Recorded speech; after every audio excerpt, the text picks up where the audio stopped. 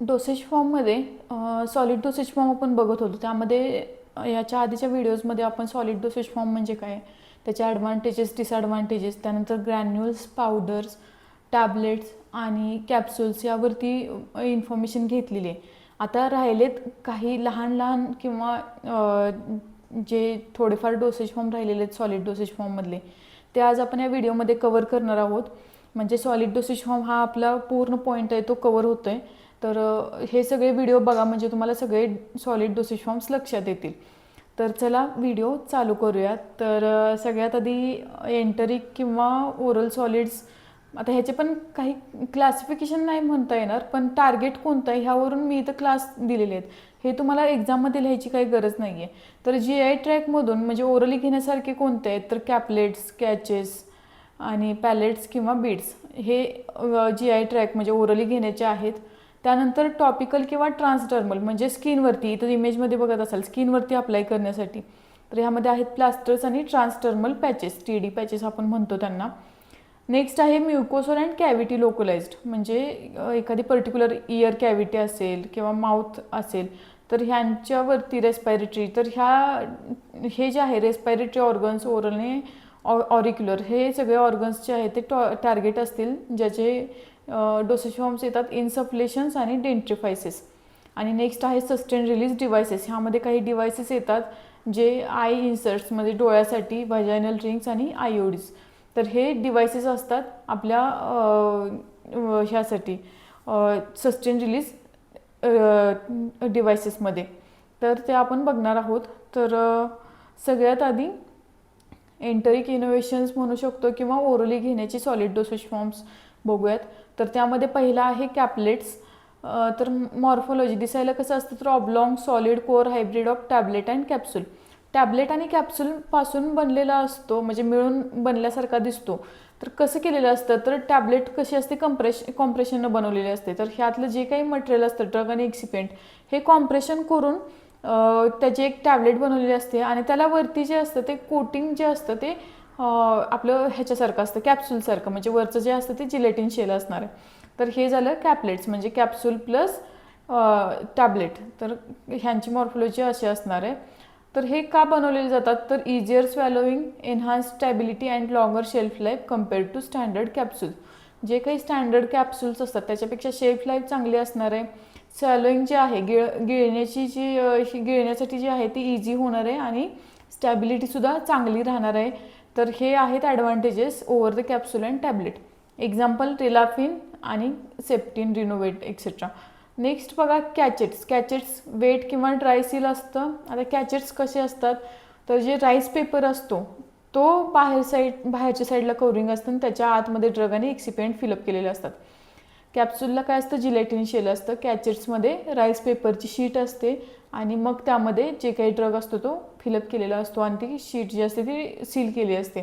तर का बनवलं असतो तर मास्किंग एक्स्ट्रीमली अनप्लिझंट टेस्ट, खूपच खराब टेस्टचे ड्रग असतात ते घेण्यासाठी हे राईस पेपरचे शीट्स वापरले जातात. ॲडमिनिस्टर्ड अनयुज्युअली लार्ज डोस, खूपच जास्त डोस असेल, मोठा डोस असेल आणि खूप खराब टेस्ट असेल अशा वेळेला कॅचेट्स तयार केले जातात ज्यावरती राईस पेपरचं कोटिंग दिलेलं असतं आणि मग ते खाण्यासाठी सोपे पडतात. लिमिटेशन्स काय आहेत तर TDS administration require 15 minute wait seal preparation और प्रीयूज water immersion.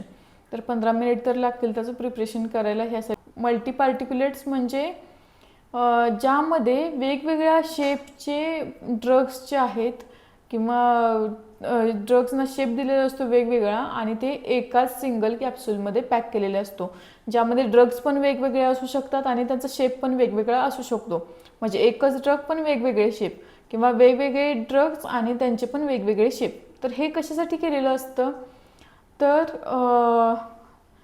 Blending इनकम्पॅटिबल bioactive agents. जे काही इनकम्पॅटिबल एजंट्स आहेत म्हणजे जर का 2-3 ड्रग एकमेकांसोबत चालणार नसतील पण द्यायचे तर आहेत ते एकाच टायमिंगला, तर अशा वेळेला हा प्रकार केला जातो की वेगवेगळ्या ड्रग्सचे वेगवेगळे साईजमध्ये बीड्स बनवले जातात आणि त्या कॅप्सूलमध्ये पॅक केले जातात. Distinct mixed release profile at different GIT sites.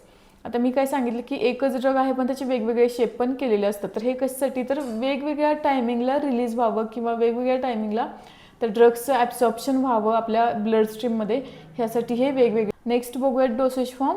Plasters किंवा ट्रान्सडर्मल पॅचेस. तर हे आहेत स्किनवरती लावण्यासाठीचे dosage forms, solid dosage forms. Plasters, आता सगळ्यात आधी आपण स्किनचं स्ट्रक्चर बघूयात. इथं जी इमेज दिलेली आहे ती स्किनचं स्ट्रक्चर आहे. इथे बघा डिवायडेशन दिलेलं आहे. ट्रान्सडर्मल पॅचेस इकडं ॲरो दाखवला आहे शेवटपर्यंत, आणि इथं काहीच दाखवलेलं नाही ॲरो, म्हणजे हे वरच्यावरती ॲक्शन दाखवणार आहे. स्किनचं स्ट्रक्चर बघूयात. सगळ्यात आधी सगळ्यात वरची लेअर जी आहे तुम्हाला इथं हातावरती दिसते, ही आहे स्ट्रॅटम कॉर्नियम. नेक्स्ट लेअर आहे इथून पुढे इथंपर्यंत इपिडर्मिस, इथून पुढं डर्मिस, आणि इथं काय आहे ब्लड स्ट्रीम आहे, म्हणजे इथं रक्तवाहिन्या आहेत बघा. इथं ब्ल्यू कलरची, इथं रेड कलरची शुद्ध अशुद्ध रक्ताच्या वाहिन्या आहेत.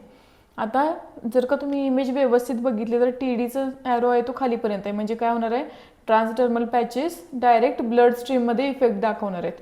प्लास्टर्स लोकलाइज्ड, म्हणजे वरच्या लेअरमध्ये किंवा ह्या वरच्या 2-3 लेअर्सपर्यंतच ॲक्शन जी आहे ती लिमिटेड राहणार आहे. तर बघा 2 लेअरपर्यंत ॲक्शन जी आहे ती लिमिटेड राहणार आहे.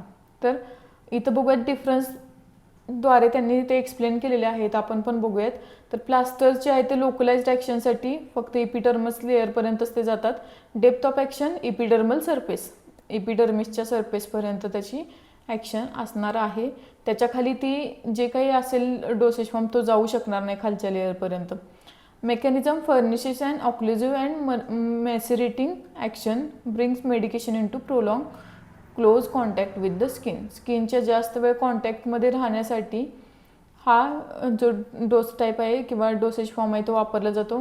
Indications localised relief, protection and mechanical support. ह्या गोष्टींसाठी, म्हणजेच काही स्किनवरती पेन असेल किंवा स्किनवरती काही स्किनचे प्रॉब्लेम्स झाले असतील किंवा रोग असेल तर ते क्युअर करण्यासाठी हे किंवा प्रोटेक्शन देण्यासाठी स्किनला, तर हे प्लास्टर्स वापरले जाऊ शकतात. एक्झाम्पल किटोक्लीन आणि हन्साप्लास्ट. नेक्स्ट आहे TD patches systematic action. Systematic म्हणजे डायरेक्ट सिस्टम ब्लड स्ट्रीममध्ये हे रिझल्ट दाखवतात किंवा ॲब्सॉर्ब होतात. डेप्थ ऑफ ॲक्शन कुठंपर्यंत आहे, penetrate skin layers directly into the blood stream. Direct स्किनच्या लेअर क्रॉस करून ब्लड स्ट्रीमपर्यंत जातात. Mechanism constant long term systematic delivery with minimal concentration fluctuations. तर मोस्टली कॉन्सन्ट्रेशन जे आहे, म्हणजे ड्रगचं कॉन्सन्ट्रेशन ते शेवटच्या लेअरपर्यंत जाणार आहे.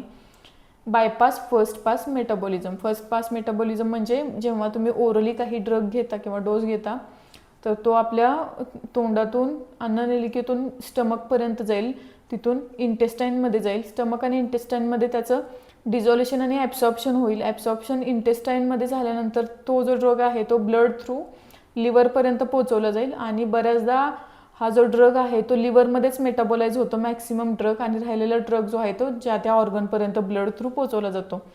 तर हा जो ड्रग मॅक्सिमम ड्रग जो आहे तो लिव्हरमध्येच जो ॲब्सॉर्ब होतो त्याला आपण म्हणतो, म्हणजे मेटाबोलाइज होतो त्याला आपण म्हणतो फर्स्ट पास मेटाबॉलिझम. लिव्हरमध्येच जर का मेटाबोलाइज झाला तर पुढच्या ऑर्गनपर्यंत तो ड्रग जो आहे तो पोचणारच नाही आहे आणि काहीच रिझल्ट दाखवणार नाही आहे. तर ह्याला फर्स्ट पास मेटाबॉलिझम म्हणतात. तर ते काय होणार आहे, स्किनमधून दिल्यामुळं तो लिव्हरपर्यंत जायचं चान्सेसच कमी होतात, आणि त्यामुळे तो डायरेक्ट ब्लड स्ट्रीममध्येच मिक्स होतो आणि त्या ऑर्गनपर्यंत पोहोचतो ड्रग. इंडिकेशन्स का बनवलेलं आहे तर pain free alternative to injection. Injection का होणार आहे, घेताना पेन होणार आहे. काही पेशंट्सना ते पसंत नसतं, तर म्हणजे आवडत नाही. तर हे TD पॅचेस काय होतात, पेनलेस असतात, स्किनमध्ये म्हणजे दिले जातात, स्किनवरती चिटकवले की झालं, ते ड्रग रिलीज करत राहतात. आणि हाय पेशंट कंप्लेक्स, पेशंट जास्त प्रेफर करतात. Example fentanyl, nitroglycerin. आता ह्याचे कॉन्ट्राइंडिकेशन्स म्हणजेच डिसॲडव्हान्टेजेस काय आहेत तर रिक्वायर्स वेल बॅलन्स्ड लिपोफिलिसिटी. आता लिपोफिलिसिटी म्हणजे काय तर लिपिड सोल्युबल ड्रग पाहिजे. तर का तर हे जे लेयर्स असतात ह्यामध्ये जास्त करून लिपिड्स असतात. तर ह्या लिपिड्सना क्रॉस करण्यासाठी ह्या ज्या ड्रगमध्ये आहेत ते लिपिड सोल्युबल ड्रग लागतात. का तर जर का ॲक्वियस ड्रग्ज असतील तर हे लिपिड्स त्या ड्रग्जना इथून पासच होऊन देत नाहीत. लिपिडचे ड्रग असतील, लिपोफिलिक ड्रग असतील म्हणजे लिपिडमध्येच डिझॉल्व्ह होणारे ड्रग असतील तर मग ते ह्या लेअरमधून पास होऊन देतात आणि मग त्या ब्लड स्ट्रीमपर्यंत पोहोचतात. ह्यासाठी लिफोफिलिक ड्रग असल्या पाहिजेत. Can not accommodate high doses. जर का जास्त डोसेस आपण TDमधून द्यायचं म्हटलं तर ते शक्य नसतं. एकाच वेळेला हाय डोस जास्त डोस आपण TDमधून देऊ शकत नाही. Disrupt skin barrier. सारखं TD जर का यूज केलं तर मग काय होणार आहे, तो तिथला जो स्किनचा लेअर आहे तो म्हणजे स्किनची वरची लेअर खराब होऊ शकते. तिथं बॅक्टेरियल इन्फेक्शन होण्याचे चान्सेस असू शकतात. तर हे झाले डिसॲडव्हान्टेजेस. आय होप तुम्हाला हे समजलं असेल. प्लास्टर आणि ट्रान्सडर्मल पॅचेस. प्लास्टर लोकलाइज्ड ॲक्शन आणि ट्रान्सडर्मल डायरेक्ट सिस्टमिक ॲक्शन देतात. नेक्स्ट कॅटेगरी किंवा नेक्स्ट टाईप जे आहेत ते म्युकोसल ऑर लोकलाइज्ड कॅव्हिटी ॲडमिनिस्ट्रेशन. त्यामध्ये फर्स्ट आहे इन्सफलेशन्स. इन्सफलेशन्समध्ये काय येतात, पावडर्स येतात. ज्यामध्ये काय असतं, ह्या पावडर्सच्या असतात त्या एक इन्सफलेटर ॲपॅरेटस येतं. त्यात फिल करून त्या डायरेक्ट जिथं कुठली कॅव्हिटीमध्ये ह्या ड्रग्स घ्यायच्या असतात तर तिथं ते प्रेस केलं की ती ड्रग तिथं जाते. तर डेफिनेशन बघा. Dusting powders blown deeply into body cavities, ears, nose, tooth sockets, vagina via an insufflator apparatus, snuffs inhaled into nostrils. तर आलं लक्षात. इन्सफ्लेटर्स नावाचं जे काही ॲपॅरेटस असतं त्यामध्ये हे ड्रग्ज फिलअप करायचे आहेत आणि प्रेस केल्यानंतर किंवा सक करून हे ड्रग्ज जे आहेत ते डिरेक्टली त्या ओरल त्या कॅव्हिटीमध्ये जाऊन बसतात. हे कशासाठी, तर लोकलाइज्ड ॲक्शनसाठी. क्लिनिकल युटिलिटी यूज काय होतो याचा, तर uniformly distributed finely divided particles for localised effect. जर का ENT इन्फेक्शन झाले असतील, इयर नोजचं इन्फेक्शन झालं असेल तर अशा वेळेला काय होणार आहे, हे ड्रग्स तुम्ही इयरमध्ये डायरेक्ट इन्सफ्लेटर थ्रू घेऊ शकता. लोकलाइज्ड ॲक्शन बेस्ट मिळेल ह्यातून. Or systematic effect protects drug otherwise destroyed in GIT. आता ह्याचा पण अनदर तोच यूज होतो की लोकली आपण दिल्यामुळं शक्यतो जे फर्स्ट पास मेटाबॉलिझम वगैरे असतं किंवा GITमध्ये तो ड्रग डिस्टर्ब होत नाही, व्यवस्थित त्याची ॲक्शन मिळून जाते सिस्टमिक. लिमिटेशन बघा. Highly susceptible to moisture drugs can clog the apparatus. जर का ते ड्रग मॉइश्चर कॅच करत असतील तर ड्रग जेव्हा आपण त्या इन्सफ्लेटरमध्ये फिलअप केलेला असतो, थोडाफार राहिलेला ड्रग काय होऊ शकतो, तर ते ॲपॅरेटस क्लॉग करू शकतं, म्हणजे बंद करू शकतं.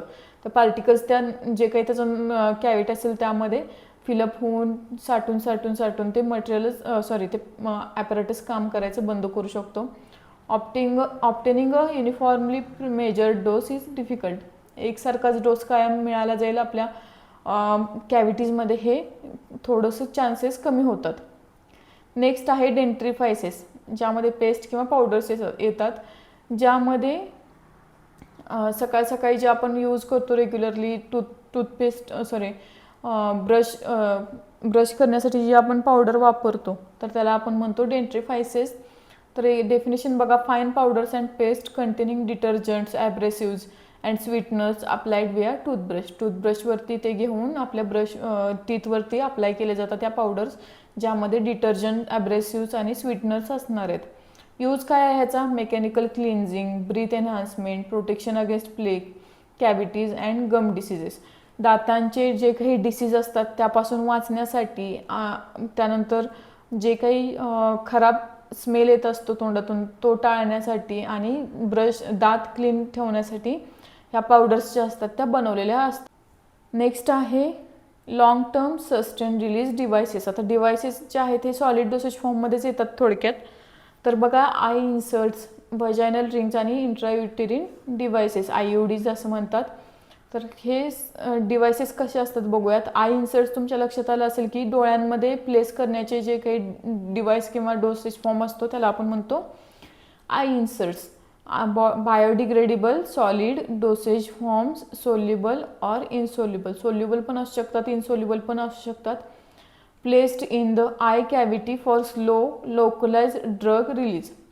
तर आय कॅव्हिटीजमध्ये प्लेस केले जातात आणि ज्यामुळे हळूहळू तो ड्रग रिलीज तिथं आय कॅव्हिटीमध्ये होणार आहे.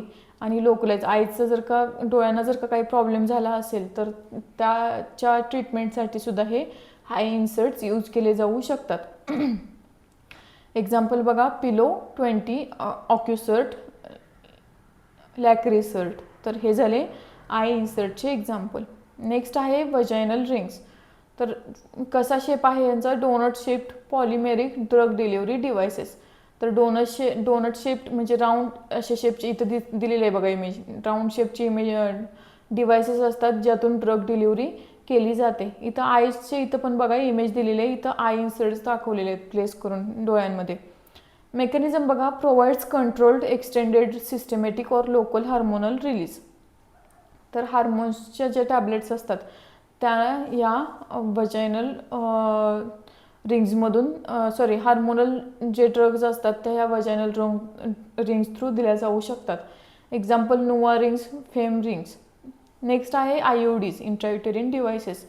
हे काय असतात? कॉईलसारख्या स्ट्रक्चर असते. इथं दिलेले आहे बघा इमेज त्यांनी. Coil fitted inside the uterus by a physician. तर कॉईलसारखं स्ट्रक्चर असतं जे युटेरसमध्ये फिट केलं जातं, युटेरसमध्ये बसवलं जातं. कोणी? तर डॉक्टर हे बसवतात, फिजिशियन बसवतात. मेकॅनिझम काय आहे? तर रिव्हर्सिबल बर्थ कंट्रोल ॲक्टिंग विया इनर्ट और कॉपर इलिमेंट्स और हार्मोनली बेस्ड कंटिन्युअस प्रोजेस्टेरॉन रिलीज. तर ह्यामुळं काय होतं? रिव्हर्सिबल बर्थ कंट्रोल एक डिव्हाइस आहे. म्हणजेच काय? तर हे डिव्हाइस बसवलं आहे तितक्या काळासाठी बर्थ कंट्रोल होणार आहे. जेव्हा हे डिव्हाइस काढलं जातं त्यानंतर पुन्हा कन्सिव्ह होण्याचे चान्सेस वाढतात किंवा तयार होतात. तर ह्याला आपण म्हणतो reversible birth control. Permanent birth कंट्रोलसाठी हे डिव्हाइस वापरलं जाऊ शकत नाही. आता किती दिवसांसाठी किंवा किती कार्यकाळ असतो ह्या डिव्हाइसेसचा बघूयात. तर आय इन्सर्ट्स जे आहेत ते डेज किंवा वीक्सपर्यंत यूज केले जाऊ शकतात. वजायनल रिंग्स जे आहेत ते वीक्स टू मंथ्सपर्यंत यूज केले जातात, काही आठवड्यापासून काही महिन्यांपर्यंत. आयओडीज जे आहेत ते 5 to 10 इयर्सपर्यंत वापरले जातात. 5 ते 10 वर्षांपर्यंत हे आयओडीज वापरले जाऊ शकतात. तर हे झाले सॉलिड डोसेज फॉर्ममधले काही डिव्हायसेस. आय होप तुम्हाला हा सॉलिड डोसेज फॉर्म जे राहिलेले होते त्याचा व्हिडिओ आवडला असेल, ते समजले असतील. काही डाऊट्स असतील तर कमेंट सेक्शनमध्ये टाका. आणि हे जे सॉलिड डोसेज फॉर्म आहेत ही जी सिरीज होती ती संपलेली आहे आज. आणि इथून पुढं आपण चालू करतो आहे सेमी सॉलिड डोसेज फॉर्मची सिरीज. आणि व्हिडिओ आवडला असल्यास लाईक करा, चॅनलला सबस्क्राईब करा आणि तुमच्या मित्रमैत्रिणींना शेअर करा व्हिडिओ. थँक्यू.